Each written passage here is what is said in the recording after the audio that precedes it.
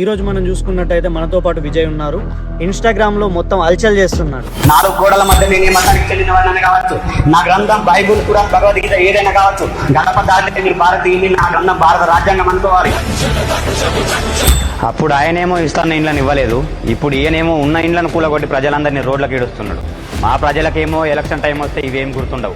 ఉచితాలు అంటే చాలు ఉబ్బిపోతారు, ఫ్రీ అంటే పిసపిస అవుతారు. ఆసిఫాబాద్కి అతి దగ్గరలో 3 కిలోమీటర్ల దూరం ఉంటుంది గుండి. దానికి ఇప్పటికీ బిర్జి అవ్వడం లేదు. ఒకవేళ వర్షం పడిందా అటు ఆసిఫాబాద్కి ఇటు గుండికి సంబంధమే ఉండదు. దాని గురించి మాట్లాడాలా? లేదంటే మా జిల్లాలో ఉన్నటువంటి వాళ్ళు ఒక గట్టి ఎమర్జెన్సీ రోగం వస్తే అటు కరీంనగర్ పోవాలి, లేదంటే ఇటు చంద్రపూర్ పోవాలి. అంటే అటు 100 కిలోమీటర్లు, ఇటు 100 కిలోమీటర్లు. ఇన్స్టాగ్రామ్ లో మనం చూసుకున్నట్టయితే విజయ్ ఒక ప్రభంజనం అని చెప్పచ్చు.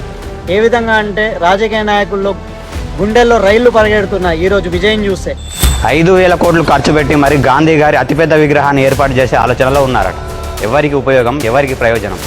ఎందుకంటున్న ఈ మాట అంటే మా ఆసిఫాబాద్ జిల్లాని ఉంది 2 రెవెన్యూ డివిజన్లు, 15 మండలాలలో కలిపి ఎటువంటి కోచింగ్ తీసుకోవడానికి, ఎటువంటి కోర్సులు తీసుకోవడానికన్నా హాస్టల్ ఫీజు కనీసం 5,000 భరించలేని నిరుపేద విద్యార్థులు ఉన్న ప్రాంతం మాది. పార్టీలతో సంబంధమే లేదు, పనులు చేసేటోడైతే చాలు. పాలోడే కానవసరం లేదు, పాలించడం తెలిస్తే చాలు. పెద్ద మనిషి అవ్వాలని ఏం లేదు, యువకుడైనా పర్వాలేదు, సత్తా ఉన్నోడే సర్పంచ్ అవ్వాలని గుర్తుపెట్టుకోండి. ఏం కులపిచ్చిరా నాయన? మీ కులపిచ్చే వల్ల ఒక పసిపాప ప్రాణాలను కోల్పోయింది. ఈ సంఘటన నాగర్ కర్నూలు జిల్లాలోని ఒక దేవాలయంలో జరిగింది. ఎందుకంటే అక్కడ దర్శనం కోసం వచ్చినటువంటి ఒక కుటుంబాన్ని పట్టుకొని మీరు చాకలి కులానికి చెందిన వాళ్ళు దర్శనం చేసుకోవడానికి వీల్లేదన్నారు. నిద్రపోతున్నటువంటి యువకులను మా ఆసిఫాబాద్ జిల్లా ప్రజలను చాటింగ్ చేసి మరీ మేల్కొల్పాలి అనేటటువంటి ఉద్దేశంతో. ఫ్యామిలీ బ్యాక్గ్రౌండ్ కూడా ఒకసారి మాకు తెలుపగలుగుతారా? మా నాన్నగారు చిన్నప్పుడే చనిపోవడం జరిగింది. నేను 2వ తరగతిలో ఉన్నా.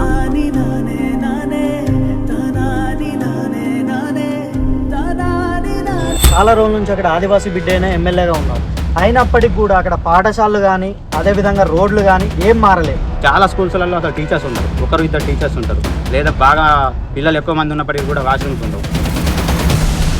ఈ ఎండాకాలం వస్తే వాటర్ సదుపాయాలు కానీ అదేవిధంగా వర్షాకాలంలో చూసినట్టయితే అక్కడికి అంబులెన్స్ వెళ్ళడానికి కూడా చాలా ఇబ్బంది పడుతుంటారు. అంటే ఒక పేషెంట్ అతను నడవలేడు, అతను అప్పుడు ఏం చేయాలి? ఒక మంచానికి కాటో లేదంటే ఒక బస్తాలో ఇలా.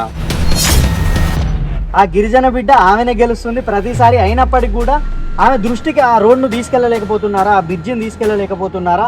ఆసిఫాబాద్ జిల్లాలో చూసుకుంటే ముఖ్యంగా వ్యక్తిగత స్వార్థపూరిత రాజకీయాలు అధికంగా ఉన్నాయి. మీకు ఒత్తిడి అనేది ఏ విధంగా ఉంది? ప్రజల యొక్క సమస్యలను మీ దృష్టికి తీసుకొస్తున్నాను. అయితే మీ వల్ల అయితే దాన్ని సాల్వ్ చేయండి, లేదా ఉన్నతాధికారుల దృష్టికి తీసుకెళ్ళండి.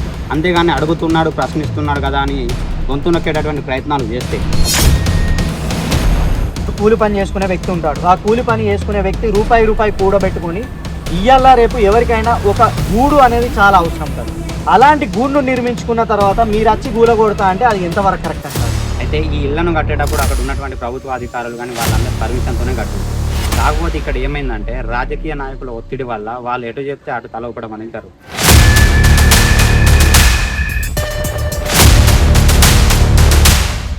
వెల్కమ్ టు గల్లీ న్యూస్. ఈరోజు మనం చూసుకున్నట్టయితే మనతో పాటు విజయ్ ఉన్నారు. ఇన్స్టాగ్రామ్లో మొత్తం అల్చల్ చేస్తున్నాడు.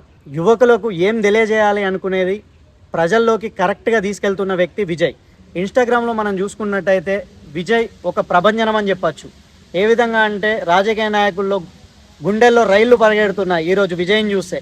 ఆ విజయ్ మనతో ఉన్నాడు. అసలు విజయ్ యొక్క స్థితిగతులు ఏంది, విజయ్ అసలు ఈ టాపిక్ని ఎంచుకొని ఇన్స్టాగ్రామ్ను వేదికగా చేసుకొని, సోషల్ మీడియాను వేదికగా చేసుకొని అసలు ఎందుకు ముందుకు వచ్చాడు, అసలు విజయ్ ప్రజలకు ఏం చేయాలనుకుంటున్నాడు, అదేవిధంగా యువతకు ఏం తెలపాలనుకుంటున్నాడు ఒకసారి తెలుసుకుందాం. అసలు ఇతని బ్యాక్గ్రౌండ్ ఏందనేది కూడా ఒకసారి తెలుసుకుందాం. ఓకే, మాది వచ్చేసి కుమ్రంభీం జిల్లాలోని రెబ్బెన మండలంలో ఉన్న గంగాపూర్ గ్రామం. ఒక నిరుపేద కుటుంబంలో పుట్టి చిన్నప్పటి నుంచి కూడా ప్రభుత్వ పాఠశాలలో చదువుకున్నటువంటి నేపథ్యం నాది. పేదరికంలో మేము పిహెచ్డీ చేసాం, మాకంటే పేదరికం చూసిన వాళ్ళు లేదు. కడు పేదరికాన్ని చూసి అట్టడుగు వర్గం ఒక ఆదివాసీ గ్రామాల నుంచి వచ్చిన వ్యక్తిని నేను. ముఖ్యంగా చూసుకుంటే మాది చాలా వెనుకబడ్డటువంటి ప్రాంతం. ప్రజా సమస్యలు అధికంగా ఉన్నాయి, చాలా వెనుకబడిపోయింది. కనీస సౌకర్యాలు కూడా లేవు మా జిల్లాలో.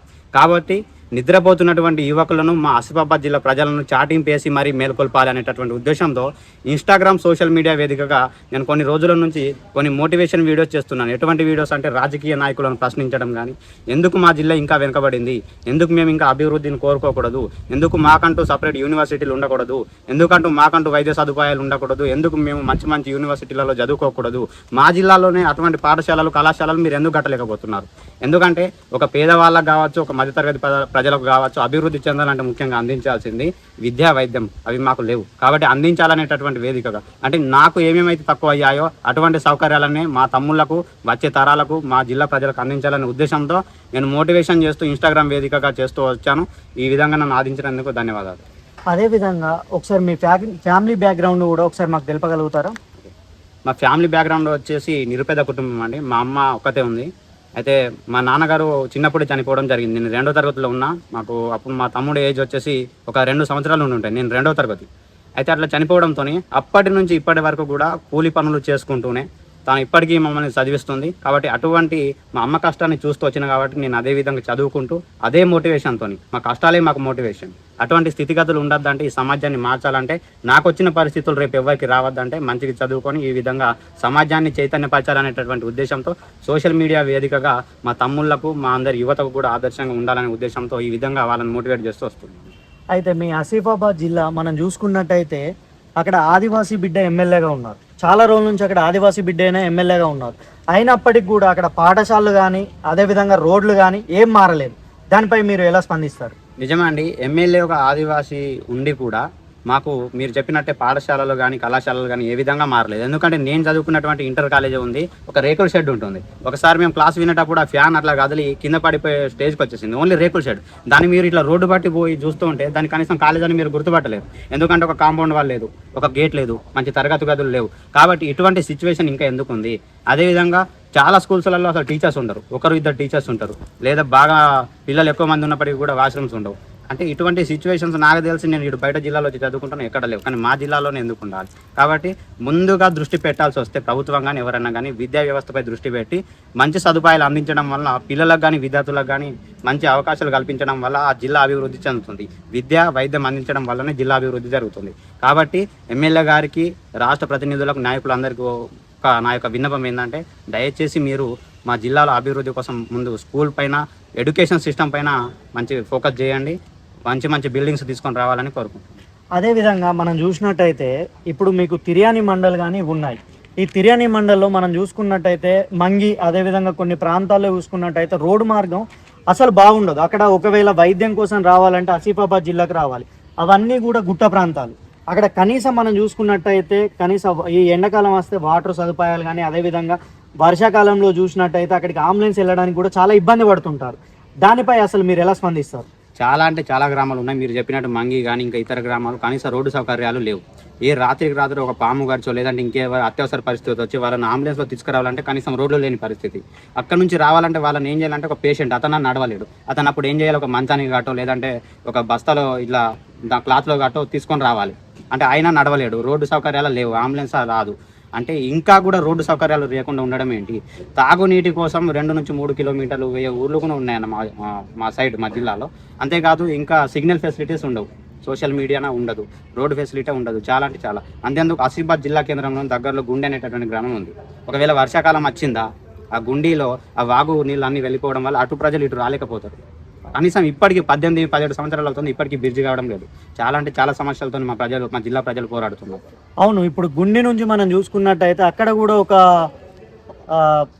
ఆ వ్యక్తి పేరు ఏదో ఉంది, ఆయన కూడా ఒక ఇన్స్టాగ్రామ్ వేదికను, సురేష్ ఇన్స్టాగ్రామ్ వేదికను చేసుకొని ఆ బ్రిడ్జి గురించి ఆయన కూడా చాలా సంవత్సరాల నుంచి పోరాడుతున్నాడు. అయినప్పటికీ కూడా ఎమ్మెల్యే కంటిన్యూస్గా గెలుస్తుంది. ఆ గిరిజన బిడ్డ ఆమెనే గెలుస్తుంది ప్రతిసారి. అయినప్పటికీ కూడా ఆమె దృష్టికి ఆ రోడ్ను తీసుకెళ్ళలేకపోతున్నారా, ఆ బ్రిడ్జిని తీసుకెళ్ళలేకపోతున్నారా? అంటే వచ్చిన నిధులు అన్నింటినీ ఆమె ఏం చేస్తుంది? అసలు అక్కడ ఎందుకు డెవలప్మెంట్ కావట్లేదు? ఆసిఫాబాద్ జిల్లాలో చూసుకుంటే ముఖ్యంగా వ్యక్తిగత స్వార్థపూరిత రాజకీయాలు అధికంగా ఉంటాయి. చాలాసార్లు దృష్టికి వెళ్ళిపోయినా కూడా మా ప్రజలకు ఏంటంటే ఆ ఎలక్షన్ టైం వచ్చేసేసరికి ఇదంతా మర్చిపోతారు.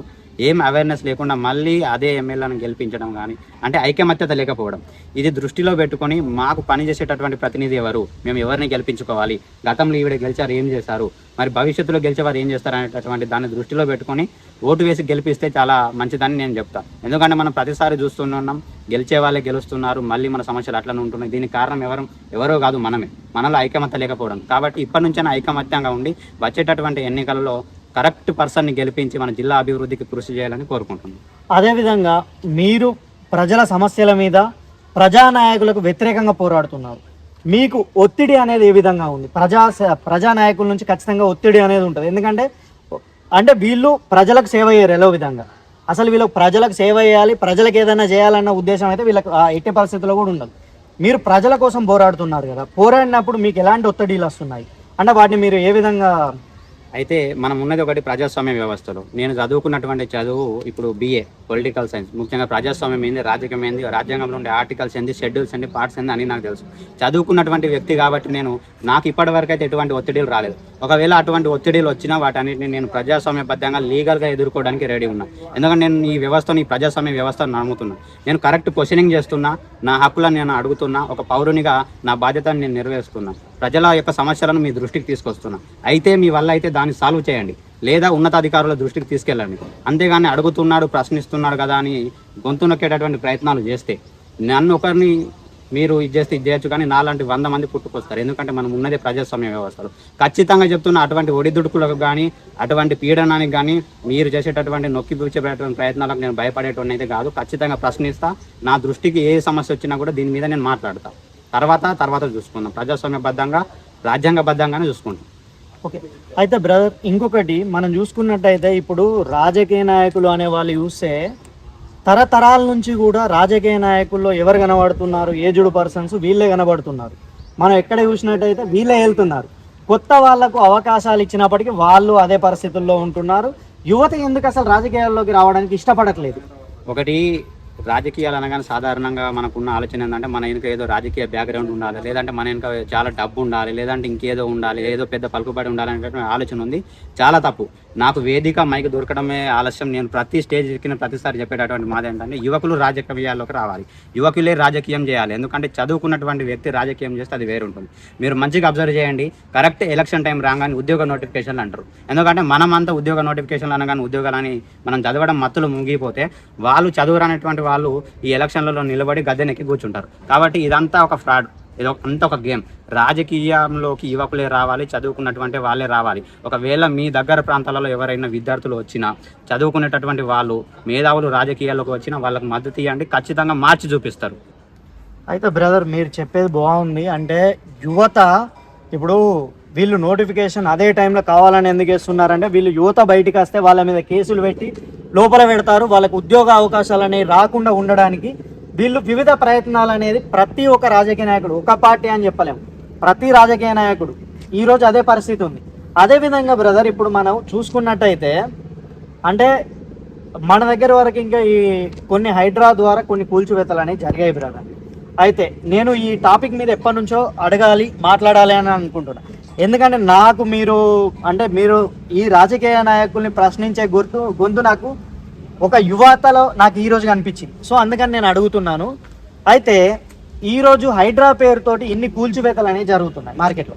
ఇన్ని కూల్చివేతలు జరుగుతున్నప్పుడు అంటే దీనికి పర్మిషన్ ఇచ్చినటువంటి అధికారులు ఏమయ్యారు అంటే, ఒక విధంగా చూసుకున్నట్టయితే కరెంటు, తర్వాత వాటరు, మున్సిపాలిటీ, తర్వాత దీనికి ఎవరు MRO, తర్వాత పట్వారీ, వీళ్ళందరూ కూడా ఉన్నారు కదా.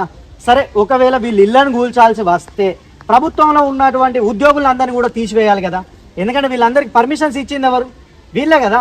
వీళ్ళు పర్మిషన్స్ ఇవ్వండి. ఒక తెలంగాణ గవర్నమెంట్లో మనం తెలంగాణలో చూసుకున్నట్టయితే ఇన్ని ఇండ్లు ఎలా కన్స్ట్రక్షన్ జరిగాయి, అసలు వీటి గురించి ఎందుకు ప్రశ్నించట్లేదు? జనాలందరూ కూడా గొంతును ఎందుకు నొక్కి పడుతున్నారు? అసలు ఈ ప్రశ్న మీద ఎవరు ఎందుకు రేస్ చేయట్లేదు క్వశ్చన్ని? ఇప్పుడు మనం చూసుకున్నట్టయితే అధికారులది కూడా మిస్టేక్ ఉంటుంది కదా. ఇప్పుడు ప్రతి చోట కూడా ప్రజల ఇల్లులు కూడా కొడతారు, ప్రజల ఇల్లులు కూడా కొడతారు అంటారు. ఈ కట్టేటప్పుడు ఏం చేసిర్రు? వీళ్ళ కరెంట్ ఎక్కడి నుంచి వచ్చింది, వాటర్ ఎక్కడి నుంచి వచ్చినాయి, ఈ MROలు పర్మిషన్లు ఎక్కడి నుంచి ఇచ్చిర్రు? ఇవన్నీ ఇవ్వకపోతే వాళ్ళ పాపం ఈరోజు ఇంత ఖర్చు పెట్టుకొని కట్టుకొని వాళ్ళందరూ డబ్బులు లాసే కదా. ఈ డబ్బులు లాసు వాళ్ళు ఇన్ని రోజుల నుంచి కష్టపడి, ఇప్పుడు ఒక వ్యక్తి ఉంటాడు బ్రదర్, ఇప్పుడు కూలి పని చేసుకునే వ్యక్తి ఉంటాడు. ఆ కూలి పని చేసుకునే వ్యక్తి రూపాయి కూడబెట్టుకొని ఇయ్యాల రేపు ఎవరికైనా ఒక గూడు అనేది చాలా అవసరం ఉంటుంది. అలాంటి గూడును నిర్మించుకున్న తర్వాత మీరు వచ్చి గూల కొడతా అంటే అది ఎంతవరకు కరెక్ట్ అంటారు? ఒక వ్యక్తికి ఉండేటటువంటి మెయిన్ ఒక గూడు ఉండడానికి ఒక ఇల్లు అయితే కావాలి. అయితే ఈ ఇళ్లను కట్టేటప్పుడు అక్కడ ఉన్నటువంటి ప్రభుత్వ అధికారులు కానీ వాళ్ళందరి పర్మిషన్తోనే కట్టుంటారు. కాకపోతే ఇక్కడ ఏమైందంటే రాజకీయ నాయకుల ఒత్తిడి వల్ల వాళ్ళు ఎటు చెప్తే అటు తల ఊపడం అనేది జరుగుతుంది. మనం చూసుకుని ఉంటాం, వాళ్ళు పర్మిషన్ ఇచ్చేసరికి వాళ్ళు కట్టుకున్నారు కాబట్టి.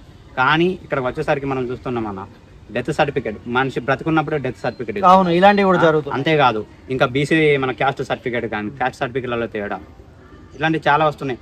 అంటే హైడ్రా విషయానికి వచ్చేస్తే అక్కడ పర్మిషన్ ఉన్నప్పటికీ కూడా ప్రభుత్వ రాజకీయ నాయకుల యొక్క మాటలు విని వాళ్ళ ఒత్తిడికి భయపడి అధికారులు కూడా ఏం మాట్లాడలేకపోతున్నారని చెప్పి వాళ్ళ ప్రాబ్లమ్స్.